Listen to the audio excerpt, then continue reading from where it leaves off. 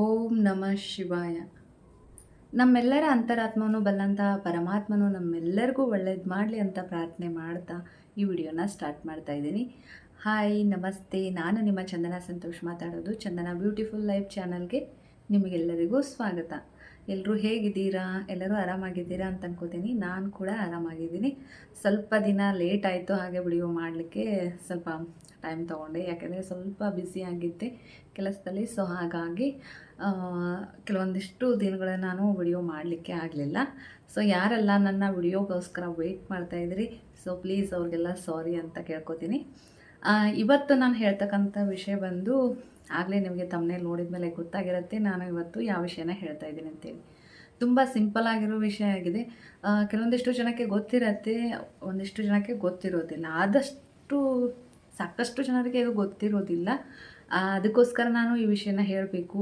ನಾಯಿಗಳನ್ನು ಮನೆಯಲ್ಲಿ ಸಾಕೋದ್ರಿಂದ ಏನೆಲ್ಲ ಪ್ರಯೋಜನ ಇದೆ, ಸೊ ಅದರಿಂದ ನಮಗೆ ಏನೆಲ್ಲ ಬೆನಿಫಿಟ್ಸ್ ಇದೆ ಅನ್ನೋದನ್ನು ನಾನು ಈ ವಿಡಿಯೋದಲ್ಲಿ ತಿಳಿಸ್ಕೊಡ್ತಾ ಇದ್ದೀನಿ. ಇಂಥ ಸಣ್ಣ ಸಣ್ಣ ವಿಷಯಗಳಲ್ಲೇ ತುಂಬ ದೊಡ್ಡ ದೊಡ್ಡ ವಿಷಯ ಅಡಗಿರುತ್ತೆ. ನಾವು ತುಂಬ ದೊಡ್ಡದಾಗಿ ಅದನ್ನು ಮಾಡಬೇಕು, ಇದನ್ನು ಮಾಡಬೇಕು, ಅದರಿಂದ ನಾವು ಅಭಿವೃದ್ಧಿ ಆಗ್ತೀವಿ, ಇದರಿಂದ ಆಗ್ತೀವಿ ಅನ್ನೋದು ನಮ್ಮದು ತಪ್ಪು ಕಲ್ಪನೆ. ಸೊ ಇಂಥ ಚಿಕ್ಕ ಚಿಕ್ಕ ವಿಷಯಗಳಲ್ಲೇ ತುಂಬ ನಮಗೆ ಬೆನಿಫಿಟ್ಸ್ ಇದೆ. ಸೊ ಅದನ್ನು ಹೇಳೋಕೆ ನಾನು ಈ ವಿಡಿಯೋನ ಮಾಡಿರೋದು. ಸೊ ಸ್ಕಿಪ್ ಮಾಡದೆ ವಿಡಿಯೋನ ಎಂಡ್ವರೆಗೂ ನೋಡಿದ್ರೆ ನಿಮಗೆ ನಾನು ಏನು ಹೇಳಿದೆ ಅನ್ನೋದು ಗೊತ್ತಾಗುತ್ತೆ. ಸೊ ಪ್ಲೀಸ್ ಆ ವಿಡಿಯೋನ ಎಂಡ್ವರೆಗೂ ನೋಡಿ. ವಿಡಿಯೋ ಇಷ್ಟ ಆದರೆ ಲೈಕ್ ಮಾಡೋದನ್ನು ಮರಿಬೇಡಿ, ಸಬ್ಸ್ಕ್ರೈಬ್ ಮಾಡ್ಕೊಳ್ಳೋದನ್ನು ಕೂಡ ಮರಿಬೇಡಿ. ಸೊ ಪ್ಲೀಸ್ ಲೈಕ್ ಮಾಡೋದು, ಸಬ್ಸ್ಕ್ರೈಬ್ ಮಾಡೋದು ನೀವು ಮಾಡೋದ್ರಿಂದ ನನಗೆ ಇನ್ನೂ ಒಳ್ಳೆ ವಿಷಯಗಳ ಬಗ್ಗೆ ಮಾಹಿತಿ ನೀಡಲಿಕ್ಕೆ ಒಂಥರ ಎಂಕರೇಜ್ ಮಾಡಿದ ಹಾಗಿರುತ್ತೆ. ಪ್ಲೀಸ್ ಸಬ್ಸ್ಕ್ರೈಬ್ ಮಾಡಿಕೊಂಡು ವಿಡಿಯೋನ ನೋಡಿ. ಈ ಜಗತ್ತಿನಲ್ಲಿ ಎಷ್ಟು ಜೀವರಾಶಿಗಳಿದೆಯಲ್ಲ, ಸೊ ಆ ಎಲ್ಲ ಜೀವರಾಶಿಗಳಲ್ಲಿ ಪ್ರಾಮಾಣಿಕವಾದಂತಹ ಜೀವಿ ಅಂದರೆ ಅದು ನಾಯಿ. ಎಲ್ಲರಿಗೂ ಗೊತ್ತಿರತಕ್ಕಂಥ ವಿಷಯ ಇದು. ಎಷ್ಟು ಪ್ರಾಮಾಣಿಕ ಅಂದರೆ ಎಲ್ಲ ಜೀವಿಗಳಿಗೂ ಇದನ್ನು ಹೋಲಿಸಿದರೆ ಇದು ಅಷ್ಟು ಪ್ರಾಮಾಣಿಕವಾದಂಥ ಜೀವಿ ಆಗಿದೆ ಅಂತ ಮೊದಲಿಂದನೂ ಎಲ್ಲರೂ ಹೇಳ್ತಾ ಬಂದಿದ್ದಾರೆ. ಸೊ ಅದು ಹಾಗೆ ಕೂಡ ಇದೆ. ಇನ್ನು ನಾವು ಶ್ವಾನ ಅಂದರೆ ಈ ನಾಯಿಗಳನ್ನು ಸಾಕೋದ್ರಿಂದ ನಮ್ಮ ಮನೆಗೆ ಯಾವ ಥರ ಬೆನಿಫಿಟ್ಸ್ ಇದೆ ಅನ್ನೋದನ್ನು ನಾನು ಒಂದೊಂದಾಗಿ ಹೇಳ್ತಾ ಹೋಗ್ತೀನಿ. ನಾನು ಅಂದರೆ ನಾಯಿಯನ್ನು ನಾವು ಮನೆಯಲ್ಲಿ ಸಾಕೋದ್ರಿಂದ ನಮಗೆ ಯಾವ ಥರ ಬೆನಿಫಿಟ್ಸ್ ಇದೆ ಅನ್ನೋದನ್ನು. ಫಸ್ಟ್ ಒನ್ ಏನಪ್ಪ ಅಂತಂದರೆ, ನಮ್ಮ ಜೀವನದಲ್ಲಿ ಕೆಟ್ಟದ್ದಾಗ್ತಾ ಇದೆ, ಏನಾದರೂ ಕೆಟ್ಟ ಮತ್ತು ದುಷ್ಪರಿಣಾಮಗಳು ಆಗ್ತಾ ಇದೆ ಅಂತಂದರೆ ಅದಕ್ಕೆ ಕಾರಣ ಏನಪ್ಪ ಅಂತಂದರೆ ಕೇತು. ನಮ್ಮ ಜೀವನದಲ್ಲಿ ಬರ್ತಕ್ಕಂಥ ಕೇತು. ಸೊ ಜ್ಯೋತಿಷ್ಯ ಶಾಸ್ತ್ರದ ಪ್ರಕಾರ ಕೇತು ನಮಗೆ ಯಾವಾಗಲೂ ಅಂದರೆ ಕೆಟ್ಟದ್ದು, ಏನಾದರೂ ಕೆಟ್ಟದಾಗ್ತಾ ಇದೆ, ದುಷ್ಪರಿಣಾಮಗಳು ಮೇಲಿನ ಮೇಲೆ ಆಗ್ತಾ ಇದೆಯಪ್ಪ ಅಂತಂದರೆ ಅಲ್ಲಿ ನಮಗೆ ಕೇತುವಿನಿಂದ ಪ್ರಾಬ್ಲಮ್ ಆಗ್ತಾ ಇರುತ್ತೆ. ಸೊ ಇದಕ್ಕೆ ಅಂದರೆ ಕೇತುವನ್ನು ಶಾಂತಗೊಳಿಸುವಂಥ ಕೆಲಸವನ್ನು ಈ ನಾಯಿ ಸಾಕೋದ್ರಿಂದ ನಮಗೆ ಆಗತ್ತೆ. ಸೊ ನಾಯಿ ಇದು ಕೇತುವನ್ನು ಶಾಂತಗೊಳಿಸಲು ಸಹಾಯ ಮಾಡ್ತದೆ ಅಂತ ಜ್ಯೋತಿಷ್ಯ ಶಾಸ್ತ್ರದಲ್ಲಿ ಹೇಳಿದೆ. ಫಸ್ಟ್ ಒನ್ ಏನಪ್ಪ ಅಂತಂದರೆ, ನಮ್ಮ ಜೀವನದಲ್ಲಿ ಬರ್ತಕ್ಕಂಥ ಕೇತುವನ್ನು ಇದು ಶಾಂತಗೊಳಿಸುತ್ತದೆ.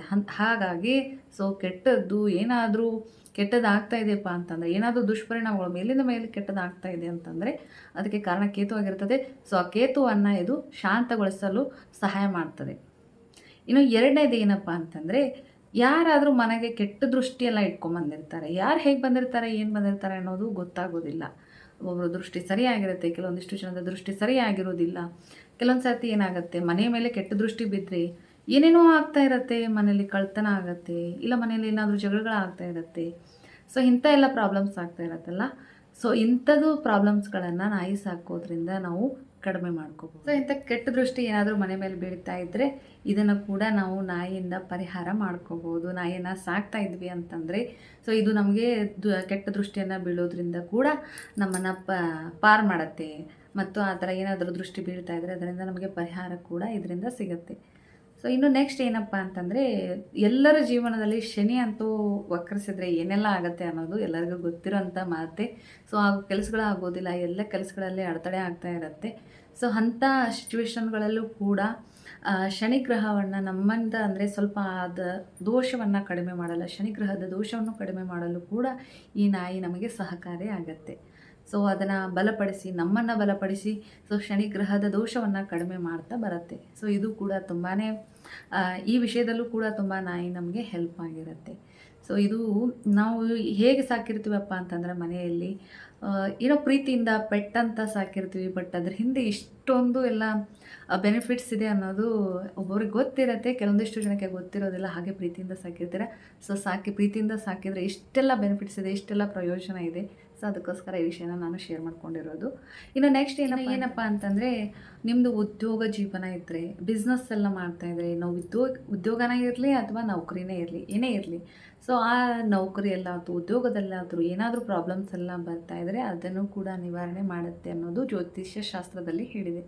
ಸೊ ನಾಯಿಯಿಂದ ನಮಗೆ ಉದ್ಯೋಗ ಜೀವನದಲ್ಲೂ ಕೂಡ ಸುಧಾರಣೆಯನ್ನು ತರುತ್ತೆ.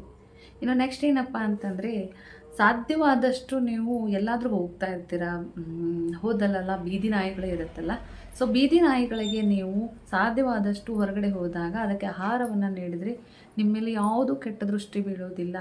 ಅನ್ನದಾನಕ್ಕಿಂತ ಶ್ರೇಷ್ಠ ದಾನ ಇದೆ, ಅನ್ನದಾನಕ್ಕಿಂತ ಶ್ರೇಷ್ಠ ದಾನ ಯಾವುದೂ ಇಲ್ಲ ಅಂತ ಹೇಳ್ತಾರೆ. ಸೊ ನೀವು ಬೀದಿ ನಾಯಿಗಳಿಗೆ ಅನ್ನದಾನವನ್ನು ಅಥವಾ ಅದಕ್ಕೆ ಆಹಾರವನ್ನು ನೀವು ಕೊಟ್ರಿಪ್ಪ ಅಂತಂದರೆ ನಿಮ್ಮ ಮೇಲೆ ಯಾರು ಕೆಟ್ಟ ದೃಷ್ಟಿನೇ ಬೀಳೋದಿಲ್ಲ, ನಿಮ್ಮ ಅಭಿವೃದ್ಧಿಗೆ ಯಾವ ಅಡೆತಡೆಗಳು ಬರೋದಿಲ್ಲ. ಸೊ ಅದರಿಂದ ನೀವು ತುಂಬ ಒಳ್ಳೆಯ ಶುಭ ಫಲಗಳನ್ನು ಪಡಿತೀರಾ.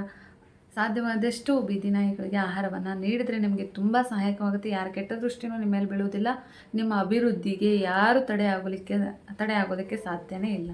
ಸೊ ಇದನ್ನು ಕೂಡ ನೀವು ನಿಮ್ಮ ಜೀವನದಲ್ಲಿ ಅಳವಡಿಸ್ಕೊಳ್ಳಿ ಅಂತ ಕೇಳ್ಕೊತೀನಿ. ಇನ್ನೂ ಒಂದು ಏನಪ್ಪ ಅಂತಂದರೆ, ನಮ್ಮ ಉದ್ಯೋಗ ಜೀವನ ಇಂಪ್ರೂವ್ಮೆಂಟ್ ಆಯಿತು ಅಂದರೆ ಸಾಮಾನ್ಯವಾಗಿ ನಮ್ಮ ಮನೆ ಪರಿಸ್ಥಿತಿ ಕೂಡ ಸುಧಾರಣೆ ಆಗ್ತಾ ಬರುತ್ತೆ. ಸೊ ಇದರಿಂದ ಹೇಳ್ಬೇಕನ್ನೋದು ಒಂದೇ ಏನಪ್ಪ ಅಂತಂದರೆ, ನಮ್ಮ ಮನೆಯ ಸಂಪತ್ತು ಅಭಿವೃದ್ಧಿಗೆ, ನಮ್ಮ ಮನೆಯ ಅಭಿವೃದ್ಧಿಗೆ ಕೂಡ ಇದು ಸಹಾಯಕವಾಗುತ್ತೆ. ಸೊ ಇದೆಲ್ಲ ಬೆನಿಫಿಟ್ಸು ನಾವು ನಾಯಿಯನ್ನು ಸಾಕೋದ್ರಿಂದ ನಾನೆಲ್ಲ ಹೇಳ್ತಾ ಬಂದೆ. ಇದೆಲ್ಲ ಬೆನಿಫಿಟ್ಸು ನಮಗಿದೆ. ಇದು ಜ್ಯೋತಿಷ್ಯ ಶಾಸ್ತ್ರದಲ್ಲೂ ಕೂಡ ಇದು ಹೇಳಿದೆ. ಸೊ ಹಾಗಾಗಿ ಕೆಲವೊಂದಿಷ್ಟು ಜನಕ್ಕೆ ಇದು ಗೊತ್ತಿರೋದಿಲ್ಲ. ಹಾಗೆ ಪೆಟ್ ಅಂತ ಸಾಕ್ತಾ ಇರ್ತೀರ. ಸೊ ಪೆಟ್ ಅಂತ ಸಾಕೋದ್ರ ಹಿಂದೆ ಇಷ್ಟೆಲ್ಲ ವಿಷಯ ಅಡಗಿದೆ. ಸೊ ಯಾರಿಗೆಲ್ಲ ಗೊತ್ತಿಲ್ಲ ಅಂದರೆ ಇದು ವಿಷಯ ಅಂದರೆ ಈ ವಿಡಿಯೋನ ಹೆಲ್ಪ್ ಆಗಿದೆ ಅಂತ ಅನ್ಕೋತೀನಿ. ಯಾರಿಗೆಲ್ಲ ನಿಮಗೆ ತಿಳಿಸ್ಕೊಡ್ಬೇಕು ಅನ್ನೋದು ಹಾಗಿದ್ರೆ ನನ್ನ ವಿಡಿಯೋನ ಶೇರ್ ಮಾಡಿ. ಇನ್ನೂ ಒಂದು ವಿಷಯ ಏನಪ್ಪ ಅಂತಂದರೆ, ಪೆಟ್ ಅಂತ ಮನೆಯಲ್ಲಿ ಸಾಕೋದ್ರಿಂದ ಸ್ವಲ್ಪ ಅದಕ್ಕೆ ಏನೋ ಈಗಿನ ಸಿಚುವೇಶನ್ಗಳಲ್ಲಿ ತುಂಬ ಅದಕ್ಕೆ ಅಡ್ಯಾಪ್ಟ್ ಆಗೋದು ಅಷ್ಟೊಂದು ಒಳ್ಳೆಯದಲ್ಲ. ಅದಕ್ಕೇನೋ ಇಂಜೆಕ್ಷನು ಅದು ಇದು ಎಲ್ಲ ಬರುತ್ತಲ್ಲ, ಅದನ್ನು ಟೈಮ್ ಸಿರಿ ಯಾವ್ಯಾವ ವೇಳೆಯಲ್ಲಿ ಮಾಡಿಸ್ಬೇಕು ಆ ವೇಳೆಯಲ್ಲಿ ಮಾಡಿಸಿ ಮನೆಯಲ್ಲಿ ಸಾಕೋದ್ರಿಂದ ತುಂಬ ಒಳ್ಳೆಯದು. ಇನ್ನು ಮಕ್ಕಳಲ್ಲಿ ಜಾಸ್ತಿ ಬಲವನ್ನು ಇಟ್ಕೋಬೇಡಿ, ದೂರಿಂದಾನೇ ಪ್ರೀತಿ ಮಾಡಿ ಅದರಿಂದ ನೀವು ಬೆನಿಫಿಟ್ಸನ್ನು ಪಡ್ಕೊಳ್ಳಿ ಅಂತ ಹೇಳ್ತೀನಿ. ಸೊ ಇವತ್ತು ನಾನು ಹೇಳಿರುವಂಥ ವಿಷಯ ನಮಗೆ ಹೆಲ್ಪ್ಫುಲ್ ಆಗಿದೆ ಅಂತ ಅನ್ಕೋತೀನಿ. ಇಂಥ ಚಿಕ್ಕ ಚಿಕ್ಕ ವಿಷಯಗಳಲ್ಲೇ ದೊಡ್ಡ ವಿಷಯ ಅಡಗಿರುತ್ತೆ. ನಾವು ತುಂಬ ಅದನ್ನು ಮಾಡಿ ಬೆಳಿಬೇಕು, ಇದನ್ನು ಮಾಡಿ ಬೆಳಿಬೇಕು ಅನ್ನೋದು ಏನೂ ಇರೋದಿಲ್ಲ. ತುಂಬ ಸಣ್ಣ ಸಣ್ಣ ವಿಷಯಗಳಲ್ಲೇ ನಿಮ್ಮ ಅಭಿವೃದ್ಧಿ ಅಡಗಿರುತ್ತೆ. ಇವತ್ತು ನಾನು ಹೇಳಿರ್ತಕ್ಕಂಥ ವಿಷಯ ನಮಗೆ ಹೆಲ್ಪ್ಫುಲ್ ಆಗಿದೆ ಅಂತ ಅನ್ಕೋತೀನಿ. ನೀವು ಯಾರಿಗಾದರೂ ಈ ವಿಷಯನ ತಿಳಿಸ್ಕೊಡ್ಬೇಕಂದ್ರೆ ನನ್ನ ವಿಡಿಯೋನ ಶೇರ್ ಮಾಡಿ, ಹಾಗೆ ನನಗೆ ಯೂಟ್ಯೂಬಲ್ಲಿ ಸಪೋರ್ಟ್ ಮಾಡಿ ಅಂತ ಕೇಳ್ಕೊತೀನಿ.